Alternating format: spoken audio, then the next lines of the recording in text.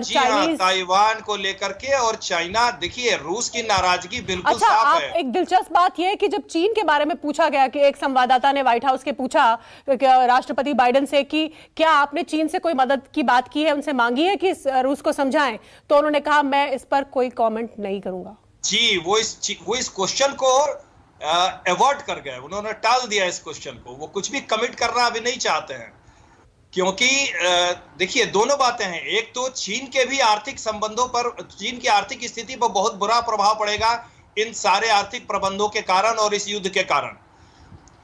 और लेकिन चीन अब आगे क्या रास्ता अख्तियार करता है, चीन कहीं भारत के खिलाफ, ताइवान के खिलाफ अब वो रूस की मदद तो नहीं मांगेगा।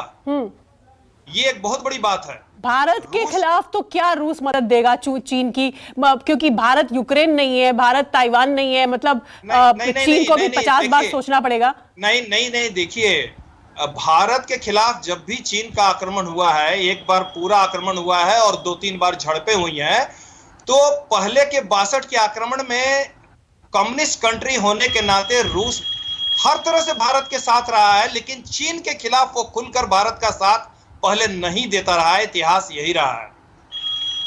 ये सिर्फ गलवान वैली के बाद जो स्टैंड ऑफ हुआ है, उसमें हमने देखा कि हम जो सोच रहे थे कि चीन के दबाव में S-400 वो शायद हमें न दे, हाँ, लेकिन वो हमें इक्विप तो करता रहा है। उसने हमें असलहा दिया है, हमने खरीदा, लेकिन लगातार। और S-400 तमाम विरोध के बावजूद, आप लोगों के पास लौटूंगी और अब आपको दिखाते हैं कि रूस ने वॉर के पहले दिन, जंग के पहले दिन की ब्रीफिंग में क्या क्या कहा है। रूसी सेना के प्रवक्ता ने बताया है कि उन्होंने युद्ध के पहले दिन यूक्रेन को कितना और किस कदर नुकसान पहुंचाया है और रूसी सैनिक यूक्रेन में कितना अंदर तक दाखिल हो गए हैं। Продолжается проведение специальной военной операции. Группировки войск Донецкой и Луганской народных республик прорвали хорошо оборудованную, эшелонированную оборону вооруженных сил Украины и продвинулись на 6-8 километров в глубину. Это стало возможно благодаря огневой поддержке российской артиллерии и армейской авиации. Все поставленные перед группировками войск Вооруженных сил Российской Федерации на день задачи выполнены успешно. Совместным использованием рейдовых отрядов и воздушного десанта на крымском направлении обеспечен выход российских войск к городу Херсон. Это позволило разблокировать Северокрымский канал и восстановить подачу воды в остров Крым. हमारे मेहमानों के पास हम चलते हैं। जी आलोक सहाय, आप अपनी बात पूरी कीजिए। मैं यही कह रहा था कि अभी तक तो पुतिन भारत के पक्ष में दिखाई दे रहे हैं। उन्होंने सहायता की है S-400 सप्लाई करके हमें, और अभी रिलेशंस जो है, संबंध है, काफी अच्छे हैं। लेकिन चीन इस गठबंधन का बाद में नाजायज फायदा उठाने की कोशिश कर सकता है, ऐसी मेरी आशंका है। दूसरी बात मैं ये कहना चाहता हूं, और इसीलिए अमेरिकी राष्ट्रपति ने भी इस पर चुप्पी साधी, चीन के मामले पे कोई टिप्पणी नहीं की। जी हाँ, दूसरी बात एक और मैं कहना चाहूंगा कि देखिए, हम आज पुतिन को कई लोग विलेन के रूप में देख रहे हैं कि उसने यूक्रेन के ऊपर इस तरह से आक्रमण कर दिया, लेकिन आप इस बात को समझिए, आज भारत के चारों तरफ भी चीन ने घेराबंदी की है। भूटान में घुसा, वो बर्मा में की तरफ घुसा, वो श्रीलंका में घुस रहा है, तो भारत को भी खतरा महसूस होता है कि नहीं होता है। हमने अपनी नाराजगी जाहिर की है। इसी तरह से रूस को जिस तरह से घेरा गया है धीरे धीरे, आप देखिए, पहले तो वेस्ट ने बोल दिया कि नहीं, हमने कोई ऐसा प्रॉमिस नहीं किया था कि हम ईस्ट में एक्सपैंड नहीं करेंगे। लेकिन 2007 में म्यूनिख के सिक्योरिटी कॉन्फ्रेंस में पुतिन ने बिल्कुल साफ शब्दों में कहा था, अपनी नाराजगी जाहिर की थी कि ये नाटो जो ईस्ट में अपना एक्सपेंशन कर रहा है, उसको वो रोके। ठीक है। और यही वजह बनी पुतिन की, यही नाराजगी वजह बनी जो आज हम यूक्रेन के खिलाफ पुतिन रूस की कार्रवाई देख रहे हैं। ग्रुप कैप्टन देवनाथ के पास चलती हूँ, फिर न्यूयॉर्क से धीरज कॉल जुड़े हैं, उनके पास भी चलूंगी। Group captain Debnath, Joe Biden ने साफ कर दिया, बिल्कुल एकदम क्रिस्टल क्लियर, कि अमेरिकी फौज या नेटो की फौज जो है वो यूक्रेन में नहीं जाने वाली। यूक्रेन रूस के खिलाफ किसी तरह की का सैन्य जो रिस्पांस है वो ये फोर्सेस नहीं देने वाली हैं, ये उन्होंने स्पष्ट कर दिया। और ये पहले से तय भी था, क्योंकि नेटो का सदस्य या यूरोपीय यूनियन का सदस्य नहीं है यूक्रेन, और अंतर्राष्ट्रीय कानून को अगर कोई देश मानते हैं तो वो ऐसा नहीं कर सकते, वहां अपने ट्रूप्स नहीं भेज सकते। तो अब रास्ता साफ है, अब यूक्रेन पर पूरी तरह से रूस का कब्जा, और फिर रूस की मर्जी की सरकार? जी हां, रूस जानता है कि उसके पास अभी एक छोटा सा विंडो ऑफ अपॉर्चुनिटी है। रूस जानता है कि अगले 72 घंटे में या अगले 96 घंटे में, यानी शनिवार तक या रविवार तक उसे कीव में पहुंचकर कीव से जो प्रेजेंट गवर्नमेंट है उसके सभी नुमाइंदों को हटाना पड़ेगा और वहां पर अपने चॉइस ऑफ रिप्रेजेंटेटिव्स को एक नई यूक्रेन की सरकार बनाकर वहां पर इंस्टॉल करना पड़ेगा।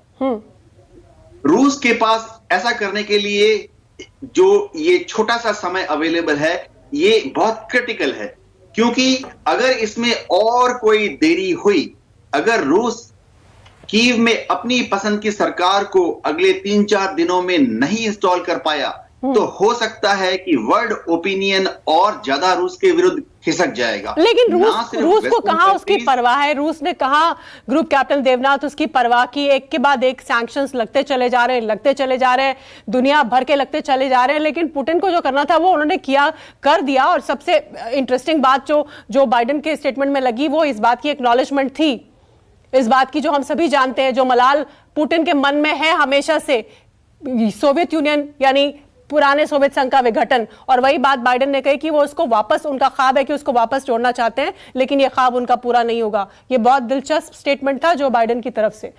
धीरज कॉल के पास चलती हूं मैं, न्यूयॉर्क में।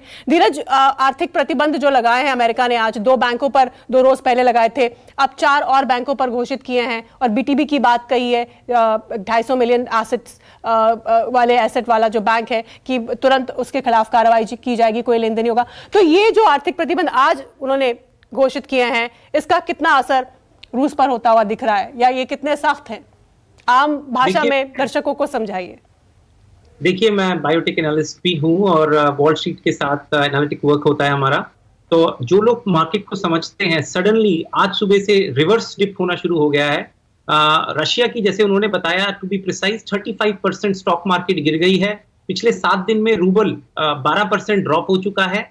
75 से यूएसडी टू रूबल 75 से अब 82 पहुंच चुका है। दूसरी बात जो उन्होंने बात करी है, सेकंड स्टेज ऑफ सेक्शन, जिसमें वीटीबी बैंक है, जिसको उन्होंने रोका था। हाँ। VTB bank is one of the largest Russian bank. ये स्टेट बैंक ऑफ इंडिया के समझ लीजिए। अच्छा। और जो भी ऑयल का पैसा आता है वो वीटीबी के थ्रू आ रहा है। जो पहले उसको उन्होंने सिग्नल दिया कि हम नेक्स्ट स्टेज पे जाएंगे, और जैसे मैंने आपको बताया स्विफ्ट, उस पर ध्यान रखिए। अगर स्विफ्ट आया तो ये किसी भी कंट्री को नीज पे लाने की एबिलिटी रखता है। डॉलर, यूरो, येन, ये तीनों ब्लॉक्ड हैं, अब ट्रांजैक्शन ही नहीं हो सकते। आईटी, एरोस्पेस, जिसके सॉफ्टवेयर अमेरिका से रशिया खरीदता है, वो भी ब्लॉक्ड है। फिनटेक ब्लॉक्ड है। ये बहुत बड़ा मूव है। और जैसे मैंने बताया, पोलैंड में 9,000 ट्रूप्स जा चुके हैं, another 5,000 are on the way. 80,000 American troop यहाँ पे हैं। F-35 रोमानिया में भी आ चुके हैं, पोलैंड में भी आ चुके हैं, और यहाँ से। लेकिन यूक्रेन तो बेसहारा छूट गया ना धीरज। देखिए, यूक्रेन को अनफॉर्चुनेट है, वो वहां पे ट्रूप्स ऑन द ग्राउंड नहीं भेजेंगे। यूक्रेन ने ओवर एस्टिमेट कर लिया नेटो देशों को, पश्चिमी ताकतों को। ज़ेलेंस्की से बहुत भारी भूल हो गई है। लेकिन मैं ये आपसे समझना चाहती हूँ कि जो बाइडेन ने व्हाइट हाउस अभी जब वो बात कर रहे थे, तो उन्होंने एक गैस कंपनियों से भी गुजारिश की है ना, कि तेल के दाम भी बढ़ जाएंगे, तो मैं उनसे रिक्वेस्ट कर रहा हूँ कि थोड़ा सा ये इसको आपने कैसे समझा, ये बताइए। बहुत ही अच्छा सवाल पूछा। आई एम सॉरी, मैं कल इसको बताना चाह रहा था। I think I lost the thought. लेकिन एक चीज समझिए, अमेरिका में ऑल टाइम हाई इन्फ्लेशन हो चुका है, 7.5% अभी तक का हाई। जब कोविड था तो इतना कैश प्रिंट किया गया, स्टिमुल दिया गया कि फ्री कैश ज्यादा हो गया। अब इन्फ्लेशन बढ़ गया है, डॉलर की वैल्यू कम हो गई है, तो गवर्नमेंट ने क्या किया, इंटरेस्ट रेट्स बढ़ा दिए। उसकी वजह से स्टॉक मार्केट में फ्री मनी कम हुआ और क्रैश आने लग गया। महंगाई बढ़ चुकी है और लोगों के अंदर अनएम्प्लॉयमेंट है। और गैस के दाम, ये ध्यान दीजिएगा, कोविड से पहले जो ग्लोबल गैस की कंजम्पशन थी और ग्लोबल गैस की सप्लाई वो मैचिंग थी। सडनली जब कोविड आया तो सप्लाई बढ़ी रही, डिमांड कम थी, तो इसीलिए नेगेटिव में चला गया बैरल। फिर रशिया, ईरान, सऊदी ने मिलकर डिमांड को बहुत ही नीचे, सप्लाई को बहुत ही नीचे कर दिया, इसलिए गैस प्राइसेस बढ़ गई। अब क्योंकि रशिया आ चुका है, अब अमेरिका, सऊदी और कटार वर्ल्ड का 3rd लार्जेस्ट गैस प्रोड्यूसर है। 2nd is Iran, 1st is Russia. इनके ऊपर अब प्रेशर डालेगा कि गैस की प्रोडक्शन बढ़ाइए, ड्रिलिंग बढ़ाइए। नहीं, जो बाइडन ने जो अभी अपने संबोधन में कहा, मैं अब क्योंकि हम सुन रहे थे, सभी लाइव सुन रहे थे, तो उसमें उन्होंने जो कहा, जो मुझे मेरी समझ में आया, उन्होंने ये कहा कि मैं हिंदी में अनुवाद कर रही हूँ कि गैस कंपनियों से गुजारिश है कि प्राइसेस पर नियंत्रण रखें। और इस बाबत उन्होंने जो कहा, क्योंकि पूरी दुनिया की नजर इस पर भी है, तेल के दाम बढ़ेंगे, भारत पर भी असर होगा, पूरी दुनिया। तो ये जो बाइडन ने बोला, जो कहा कि मैं रिक्वेस्ट करता हूं, ये क्या था?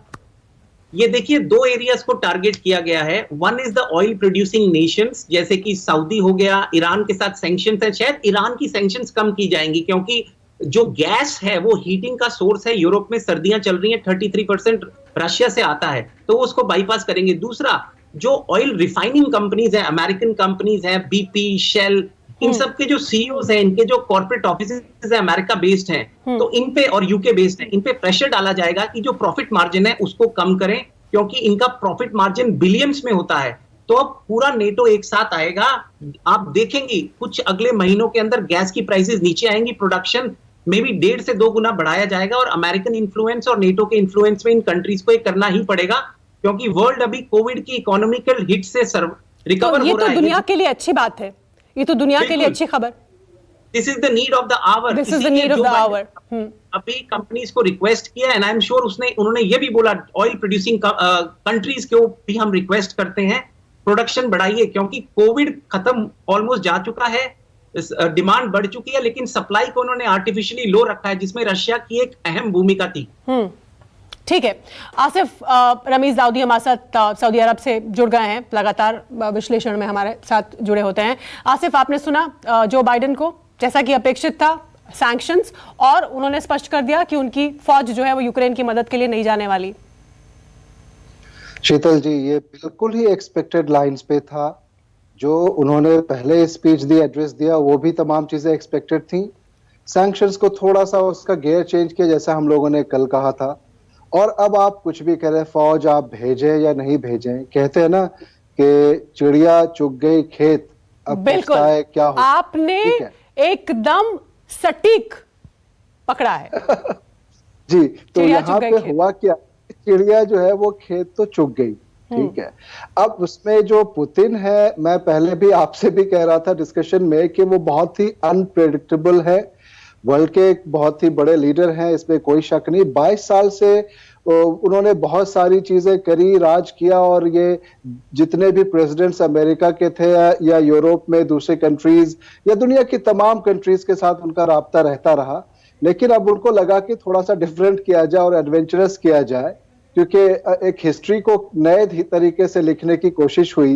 वर्ल्ड वॉर 2 की बात की, हम लोग सब ये चर्चा कर रहे थे पहले भी कि अगर मान लिया जाए कि ये ऐसा करते हैं और कहीं वर्ल्ड वॉर 3 होता, हालांकि मैं पहले भी कह रहा था और सभी लोग अक्सर ये कह रहे थे कि वर्ल्ड वॉर होने की तो कोई आशंका है नहीं, और वो आज भी नहीं है। लेकिन क्या पुतिन इस पोजीशन में होंगे कि वो पूरी जिम्मेदारियां लेंगे? लेकिन जिस तरह से प्लान किया, जिस तरह से स्ट्रेटजीज आई, ये तमाम चीजों का अंदाजा पुतिन को और उनकी टीम को हमेशा रहा होगा कि किस तरह के सैंक्शंस अमेरिका या नेटो या दूसरे यूरोपियन कंट्रीज लगा सकती हैं। आज आप देखें कि जो उन्हें करना था वो करके निकल गए, और अब जिस तरह से आगे चीजें होती रहेंगी वो अब आगे दिखेगा। रूल्स क्या हैं, इंटरनेशनल लॉज क्या है, उस पर बातें होंगी, और फिर सैंक्शंस लगेगी, और फिर धीरे धीरे जैसे ही कीव पे सारा कैप्चर हो जाएगा, बहुत सारी चीजें जो हो सकता है कि नॉर्मल हो जाएंगी, क्योंकि अमेरिका ने ये स्पष्ट कर दिया है कि अब इनकी आर्मी वहां जाने वाली है नहीं। बिल्कुल बिल्कुल बिल्कुल। तो आने वाले दिनों में अब आगे यहां से अब क्या, संजीव श्रीवास्तव हमारे साथ जुड़े हैं। संजीव, अब इसके आगे अगर हम इसे सही पढ़ रहे हैं तो अब अगला कदम रूस का होगा, कब्जा कीव पर करने के बाद, कि वहां पर वो अपनी पसंद की सरकार, जैसा कि पेंटागन ने कहा कि तख्ता पलट की कोशिश में अपनी पसंद की सरकार वहां पर वो बिठाएं। दूसरा कदम अमेरिका का ये होगा, नेटो देशों का, कि आसपास अपनी फौज और ट्रूप्स जो हैं जहां पर उनकी जहां वो बढ़ा सकते हैं उसको बढ़ाए रखें। और तीसरा ये तमाम आर्थिक प्रतिबंध, यही 1 2 3 करके अब आगे होने वाला है। ये जो एक्शन रशिया ने लिया है, इसका जो सबसे बड़ा मेरे विचार से इसका जो इम्प्लीकेशन है वो जैसा कि मैं कहता रहा हूं कि ये विश्व का जो एक रूल्स बेस्ड इंटरनेशनल ऑर्डर है उसको उन्होंने खतरे में डाल दिया है। जैसे कि अभी क्वाड की जो बैठक हुई थी, जिसमें कि भारत, अमेरिका, जापान, ऑस्ट्रेलिया जैसे लोकतांत्रिक राष्ट्र हैं, वो लगातार इस बात को ये आइटरेट करते हैं कि इंडो पैसिफिक रीजन हो या विश्व के अन्य क्षेत्र हो, वहां पर एक रूल्स बेस्ड इंटरनेशनल ऑर्डर को स्थापित करने के लिए वो कार्य करेंगे। लेकिन रूस का जो ये एक्शन यूक्रेन के विरुद्ध लिया गया है, उसने एक बेहद गलत उदाहरण प्रस्तुत किया है। चाइना इसको बहुत ही क्लोजली वॉच कर रहा है। चाइना जाहिर है कि रूस को अब इसमें जिस तरीके के अभी तक इसके रिस्पांस आ रहे हैं, उससे चाइना को ऐसा लग सकता है कि रूस इस तरीके के एक्शन को लेकर के वो सफल हो गया है। तो ऐसे में चाइना ताइवान के ऊपर भी इसी तरीके की कोई कार्रवाई कर सकता है, इस बात की भी आशंका स्पष्ट रूप से दिखाई देती है। एक गंभीर मुद्दा है, ये एक गंभीर मुद्दा है और इसका असर ताइवान और वो तमाम देश जिनके खिलाफ आंखें तरेरता रहता है चीन, उनके खिलाफ देखने को मिल सकता है। ये एक बहुत गंभीर मुद्दा है। आप सबके पास लौटूंगी मैं, लेकिन आइए देख लेते हैं अब कि जो बाइडेन के संबोधन की 10 बड़ी बातें क्या थी जो उन्होंने अभी थोड़ी देर पहले दुनिया को किया। उन्होंने कहा कि पुतिन पहले की तरह यूएसएसआर बनाना चाहते हैं, ये सपना उनका कामयाब नहीं होगा। यूक्रेन में नहीं जाएगी अमेरिका की सेना। रूस के 4 बैंकों पर हम प्रतिबंध लगाने जा रहे हैं, जिनमें से एक उनका दूसरा सबसे बड़ा बैंक है। रूसी बैंकों की संपत्ति अमेरिका में जब्त की जाएगी और रूसी इंडिविजुअल्स की भी जो धनाढ्य लोग हैं। अंतर्राष्ट्रीय स्तर पर यूक्रेन की और जो हमारे नेटो के एलाइज हैं उसके आसपास के देश उनकी मदद करेंगे। नेटो देशों की मदद के लिए हम प्रतिबद्ध हैं। रूस का हमला जो है ये अंतर्राष्ट्रीय कानूनों का घोर उल्लंघन है। नेटो सेना भी यूक्रेन नहीं जाएगी क्योंकि यूक्रेन नेटो का सदस्य नहीं बन पाया है, नहीं है। यूक्रेन पर साइबर हमला भी किया गया और पुतिन ने युद्ध को चुना, इसका परिणाम वो भुगतेंगे। इसके अलावा एक और, धीरज आपने हाथ खड़ा किया था, आप कुछ कहना चाह रहे थे, आपके पास एक सवाल लेकर आ रही हूं। जो बाइडेन ने एक और बात ये कही कि अगर साइबर हमले अमेरिका के खिलाफ रूस ने या पुतिन ने करने की कोशिश की तो हम इसका माकूल जवाब देंगे। इसकी आशंका है अमेरिका को? बिल्कुल बिल्कुल, ये हमले हो चुके हैं और पिछले 1 महीने से बढ़ चुके हैं, इंक्लूडिंग वर्ल्ड बैंक। अगर आप बात करें, वर्ल्ड बैंक पे हुए हैं, वॉल स्ट्रीट के कई कंपनीज पे हुए हैं, और हमारी जिसको हम इंटेलेक्चुअल प्रॉपर्टी बोलते हैं, जो पेटेंट ऑफिसेज हैं, वहां से स्टीलिंग हुई है बहुत बहुत बड़ी मात्रा में। मैटर ऑफ फैक्ट कोविड के दौरान भी हुई है। और एक मैं आपकी नजर घुमाना चाहूंगा, एक बहुत ही इंपॉर्टेंट डेवलपमेंट ताइवान में हुई है। आज थर्सडे को 8 चाइनीज J-16 फाइटर्स और 1 Y-8 मतलब सर्वेलेंस एयरक्राफ्ट उसके ऊपर, ताइवान के ऊपर उड़ा। एंटी एयरक्राफ्ट जो उनकी फायरिंग सिस्टम है वो एक्टिवेट हुआ, वार्निंग दी और वो चला गया। हाँ, ये ताइवान ने भी स्टेटमेंट दिया था ये। एग्जैक्टली, ये this is exactly what I am pointing out. और चाइना के ऊपर अब अमेरिका बहुत क्लोज नजर रखने वाला है। हालांकि आज जो बाइडेन ने इस पर टिप्पणी करने से इनकार कर दिया, लेकिन बिल्कुल पैनी नजर देखेंगे। चाइना एक बाईपास टेक्निक के थ्रू रशिया को डॉलर सरकमवेंट करने की एबिलिटी रखता है, लेकिन चाइना अमेरिका के सामने ये नहीं कर पाएगा क्योंकि 70 से 80% उसका एक्सपोर्ट यूएस मार्केट में हो रहा है। बहुत बड़ी मात्रा में जो पैसे आते हैं वो यहां से आ रहे हैं। और बहुत बड़ी बात है क्योंकि कई लाखों लोगों की एम्प्लॉयमेंट अमेरिकन बेस्ड कंपनीज पे है, और अगर कुछ ऐसा हुआ तो वहां का जो एम्प्लॉयमेंट सेक्टर है आप ध्वस्त होता देख सकती हैं। प्रेशर गवर्नमेंट डाल सकती है कि टेस्ला जैसी बड़ी बड़ी कंपनीज, गीगा फैक्टर को मूव करने का प्रेशर आ सकता है। ये बहुत बड़ी डेवलपमेंट है फाइनेंशियल और इकोनॉमिकल वर्ल्ड में। We have to read between the lines. ये sanctions are not a joke. जैसे मैंने आपको बताया, स्विफ्ट वो नेक्स्ट हाथ में ब्रह्मास्त्र है, अभी उसका वो उपयोग नहीं कर रहे। हो सकता है रशिया को सेंस आ जाए, बट इट्स अ वेरी, क्या अब किस सेंस की उम्मीद दुनिया करे? मैं आपको बताऊं, उनको जो करना था उन्होंने कर लिया। अब उनके बस एक ही चीज टारगेट और बचा है, और वो टारगेट है कि यूक्रेन में अपनी मर्जी की सरकार बैठाएं जाकर। देखिए, यूक्रेन में जा चुका हूं मैं, बहुत मित्रों मेरे यूक्रेन से हैं, बहुत ही सेल्फ प्राउड लोग हैं।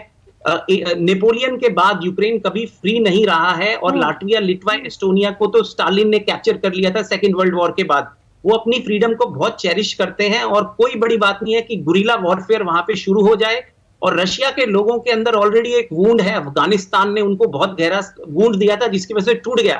अगर ये वॉर शुरू हुई, और क्योंकि यूएस और पूरा नेटो उनको बहुत ही एडवांस टेक्नोलॉजी देगा, और अगर ऐसा हुआ तो we can have a blood bath in our hand. ये walk over the cake walk नहीं होगा रशिया के लिए। ठीक, ग्रुप कैप्टन देवनाथ, ये सवाल जो बाइडेन से पूछा गया कि भारत आपका एक बड़ा डिफेंस पार्टनर है, तो क्या भारत से भी किसी तरह की बातचीत इस पूरे मसले को लेकर आपकी हो रही है? तो जो बाइडेन ने कहा कि yes we are in consultation with India. Sheetal, मैं आपको बता दूं कि अमेरिका भारत से थोड़ा सा डिसअपॉइंटेड है। जब अमेरिका, लेकिन जो बाइडेन के जवाब में तो ये बात नहीं झलकी।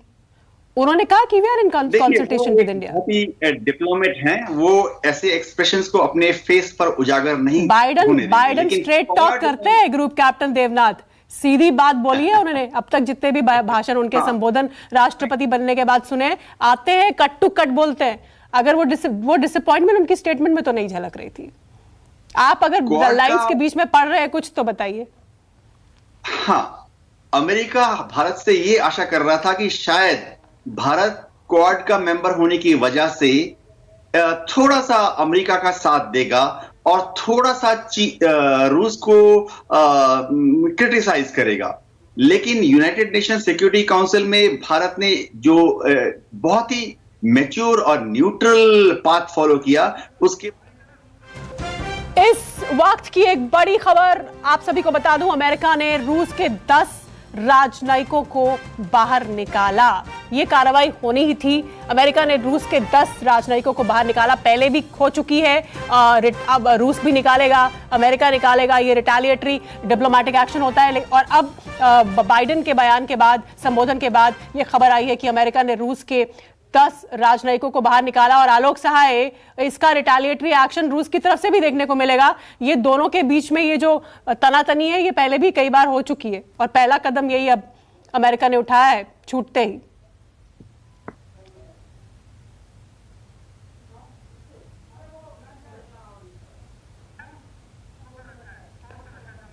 अच्छा आलोक सहाय, आपकी आवाज हम नहीं सुन पा रहे। यही सवाल लेकर मैं आसिफ रमीज दाऊदी के पास जाती हूँ। जी, जरा सा सवाल वो कर दे, मैं थोड़ा सा। अमेरिका ने रूस के 10 राजनयिकों को बाहर निकाला। जी, समझ गए। देखिए ये क्या है शीतल जी, कि अभी मैंने कहा रिटेलिएशन में ये तमाम चीजें होंगी और सैंक्शंस के बाद तमाम डिप्लोमेट्स को निकालना या उस तरह के तमाम रिलेशंस को एक तरह से खत्म करना, ये भी तमाम चीजें जब एक बार निकली जाती है तो बाद में ये तमाम रिलेशंस फिर बनती भी हैं। ये बहुत ही एक प्रोसीजरल चीज है। अब क्या करें, अभी एक इसमें एक मिसाल दूसरी मैं ये भी देना चाहूंगा। हालांकि हो सकता है कि हमारे हिंदुस्तान में अक्सर कहते हैं कि वो खिसियानी बिल्ली खंबा नोचे टाइप से, ठीक है। यहाँ पे अभी जो सिचुएशन बन रही है ना, वो कहीं ना कहीं वो बहुत ही ज्यादा एक्सपेक्टेशन ये नहीं था कि वो अटैक करके इतने सारे कॉन्सिक्वेंसेस की बात करने के बाद कि ऐसा होगा वैसा होगा, रूस ऐसा करेगा। लेकिन एक चीज मैं इसमें आपको बताऊं कि आपने जो ये डिप्लोमेटिक रिलेशंस को पूरा खत्म करने की जो बात आप कर रही हैं, नहीं पूरा तो नहीं करेंगे, कुछ छिटपुट ये निकालेंगे, फिर रूस भी कुछ रिटेलिएशन में, ऐसा तो ये इतिहास में पहले भी सैकड़ों बार कर चुके हैं दोनों देश।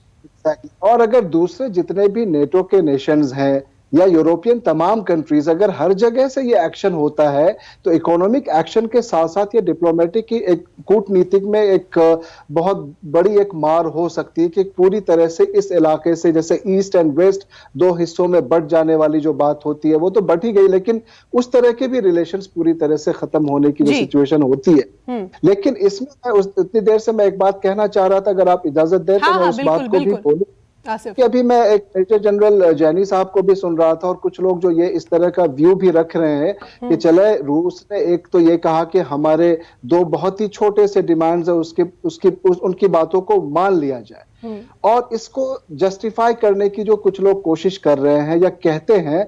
मैं अपनी तरफ से जो मेरा व्यू ये रहता है कि ऐसी कोई भी चीज जो कि वॉर की तरफ ले जाए, ऐसी कोई भी चीज जिससे आप किसी भी तरह के रूल्स को ब्रेक करते हो और खासतौर से इंटरनेशनल रूल्स को ब्रेक करते हो, ऐसी कोई भी चीज शीतल जी जिससे कि एक रॉन्ग प्रेसिडेंट सेट होता हो, उसको हम इनकरेज नहीं कर सकते। ये कह के जस्टिफाई करना कि उसने ऐसे किया, अब कुछ रूल्स नाम की भी कोई चीज होती है, वो फॉलो होना चाहिए। इसको मिसाल से दूं कि अगर अभी तालिबान ने जिस तरह से अफगानिस्तान में दोबारा से सालों 20 साल के बाद वहां पे जाके एक मुल्क में अपनी सरकार बनाई और अपनी एक रिकग्निशन के लिए दुनिया से हर जगह जारी, तो क्या वो लोग जो ऐसा सोचते हैं, उनको ये लगता है कि उनको भी चूंकि रॉन्गली कोई कहता है ना, गलत तरीके से किसी चीज को अगर आप हासिल करते हो तो क्या उसका रिकग्निशन होना चाहिए? कितना वो जस्टिफाइड है, कितना वो जेन्युइन है, वो मतलब एक दूसरा दादागिरी, बेसिकली दादागिरी, दबंगई, दादागिरी क्या इस एग्जैक्टली तो ऐसा कुछ रूल अब पूरे दुनिया में भी, आप चाइना और ताइवान की भी बात हो रही थी, कल को चाइना की दोस्ती जो अभी कल को क्या वो बढ़ी चुकी है रशिया के साथ और बढ़ेगी, लेकिन अगर कहीं को ताइवान पे मामला आता है या कहीं दूसरे और भी कंट्रीज हैं, सब अगर सोचेंगे, हालांकि सब रशिया की तरह इतना शक्तिशाली नहीं होगा और पुतिन की तरह 22 साल तक हुकूमत करके वहां पे राज करने वाला कोई लीडर भी ऐसा बहुत ही रेयर मिलेगा, ठीक है ना।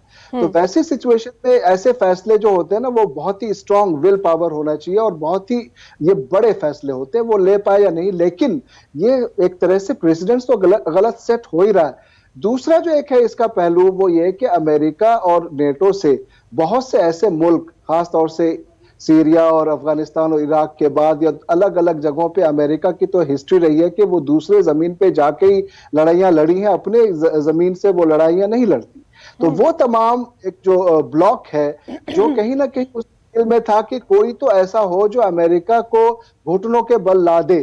आज की तारीख में कल क्या होता है, सैंक्शंस किस तरह का असर दिखाती है, कितना फाइनेंशियली कमजोर होता है, वो बात की बात है, लेकिन आज की तारीख में ऐसा दिख रहा है कि अमेरिका जो है, रशिया ने और पुतिन ने घुटनों पे तो ला ही दिया है, इसलिए कि एक भी बात नहीं मानी, जो उसने चाहा वैसा किया, जैसी उसने प्लान की थी वही हुआ और उसको आगे भी कोई फिक्र नहीं है कि क्या सैंक्शंस लग रहे हैं, नहीं लग रहे हैं, क्या हो रहा है, बात तक करने को तैयार नहीं है। फ्रांस के जो प्रेसिडेंट ने बीच में मीडिएशन करी, वो तमाम चीजें पानी में रह गई। तो कहने का मतलब ये कि कहीं ना कहीं ये गलत तरीके से जो एक रूल बेस्ड कुछ चीजें होती हैं, उसके लिए एक बड़ा एक सोचने मतलब फ्री फॉर ऑल, एक तरह से फ्री फॉर ऑल हो जाना, ये कोई, पर ये सब अब दुनिया में कहाँ, यूनाइटेड नेशंस को कौन सुन रहा है आज की तारीख में? अमेरिका को जो करना है वो करता है हर जगह। अमेरिका में तो ये दबंगई और दादागिरी के कितने सैकड़ों उदाहरण अमेरिका के हैं, खुद के काउंटलेस हैं। अच्छा, अब बात हम ताइवान की कर रहे हैं, तो आलोक सहाय के पास चलती हूँ। आलोक जी, कुछ दिन पहले ये रिपोर्ट आई थी कि ताइवान जो है वो रूस ने जो डिक्लेरेशन किया था विंटर ओलंपिक्स से पहले कि ताइवान जो है ये चीन का हिस्सा है, इस पर ताइपेई मतलब ताइवान ने ऑब्जेक्शन किया था। तो अगर रूस का ये कथन है अब से कुछ रोज पहले का, तो फिर तो गड़बड़ है, भयानक। जी देखिए, रूस ने इतना जो निर्भीक कदम उठाया है, बहुत बड़ा निर्भीक कदम उठाया है यूक्रेन में, और मुझे ऐसी शंका है कि इसके लिए उसने कई बैकडोर तैयारियां की होंगी जिसमें चीन के साथ एक टैसिट कंसिडरेशन हुआ होगा। ये मैं आशंका व्यक्त कर रहा हूं, मुझे ऐसा लग रहा है। और अगर ऐसा होगा तो विश्व अभी आगे आने वाले दिनों में एक दूसरे कॉन्फ्लिक्ट जोन में भी भयंकर टकराव देखेगा।